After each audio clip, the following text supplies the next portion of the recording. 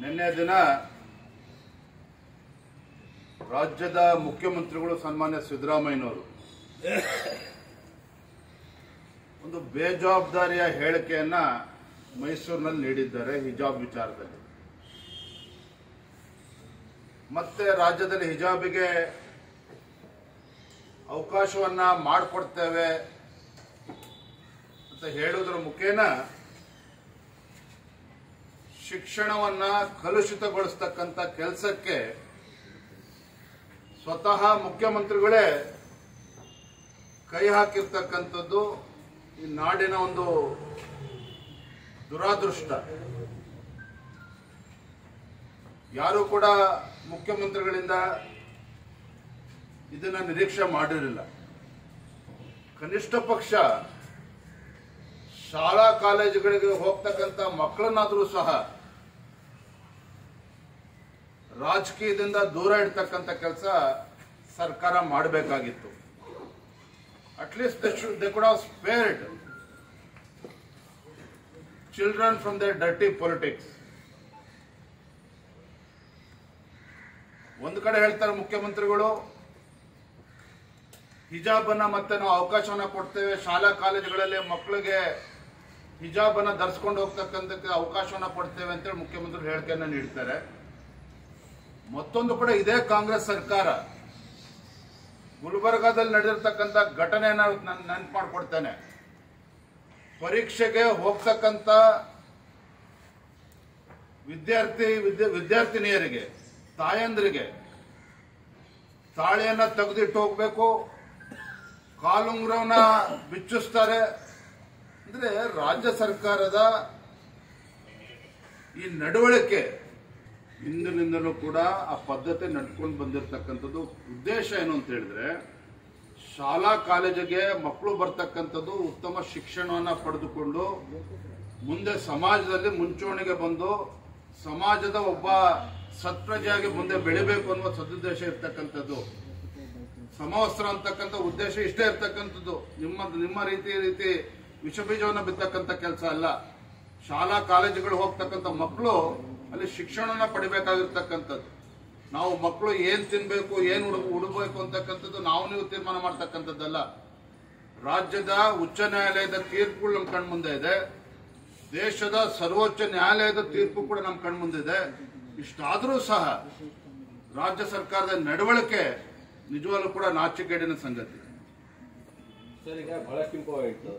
High court ಒಂದು ಆದೇಶವನ್ನು ಕೊಟ್ಟಿದೆ, ಹಿಜಾಬ್ ವಿರುದ್ಧವಾಗಿ ಕೊಟ್ಟಿದೆ. ಸುಪ್ರೀಂ ಕೋರ್ಟ್ ಅಲ್ಲೂ ಸಹಿತ ಅದನ್ನು ಸ್ಟ್ರಿಕ್ಟ್ ಮಾಡಿದ್ದಾರೆ. ಅದು ಮತ್ತೆ ಮುಂದಿನ ಹಂತದಲ್ಲಿ ಹೋಗುತ್ತೆ.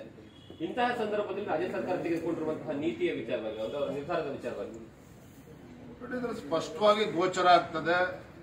ರಾಜ್ಯದಲ್ಲಿರ್ತಕ್ಕಂಥ ಕಾಂಗ್ರೆಸ್ ಪಕ್ಷ, ಕಾಂಗ್ರೆಸ್ ಸರ್ಕಾರದ ಒಡೆದಾಳುವ ನೀತಿನ ಮತ್ತೆ ಮಾತನ್ನ ಹೇಳ್ತೇನೆ. ಯಾವಾಗ ಕಾಂಗ್ರೆಸ್ ಪಕ್ಷಕ್ಕೆ ರಾಜ್ಯದಲ್ಲಿ ಹಿನ್ನಡೆ ಆಗ್ತದೆ, ಚುನಾವಣೆಯಲ್ಲಿ ಹಿನ್ನಡೆ ಆಗ್ತದೆ ಅಂತ ಅನ್ಸುತ್ತೋ ಅಂತ ಸಂದರ್ಭದಲ್ಲಿ ಈ ರೀತಿ ಇಂಥ ಕೆಲಸಕ್ಕೆ ಕೈ ಹಾಕ್ತಾರೆ. ಯಾಕೆ ರಾಜ್ಯದಲ್ಲಿ ಇವತ್ತು ಕಾನೂನು ಸುವ್ಯವಸ್ಥೆ ಒಳ್ಳೆ ರೀತಿಯಲ್ಲಿ ಇರಬೇಕು ಅಂತೇಳಿ ನಿಮ್ಗೆ ಭಾವನೆ ಇಲ್ವಾಗಾದ್ರೆ, ರಾಜ್ಯದಲ್ಲಿ ಶಾಂತಿಯುತವಾಗಿ ಇರಬೇಕು, ಎಲ್ಲ ಧರ್ಮ ಎಲ್ಲ ವರ್ಗದ ಜನರು ಅಂತೇಳಿ ನಿಮ್ಗೆ ಒಂದು ವಿಶ್ವಾಸ ಇಲ್ವಾಗಾದ್ರೆ, ನಿಮ್ಮ ಉದ್ದೇಶ ಏನಾಗಾದ್ರೆ ಶಾಲಾ ಮಕ್ಕಳು ಶಾಲೆಗೆ ಹೋಗ್ತಕ್ಕಂಥ, ಕಾಲೇಜ್ ಹೋಗ್ತಕ್ಕಂಥ ಮಕ್ಕಳು ನಿಮ್ ಬಂದು ಕೇಳಿದಾರ?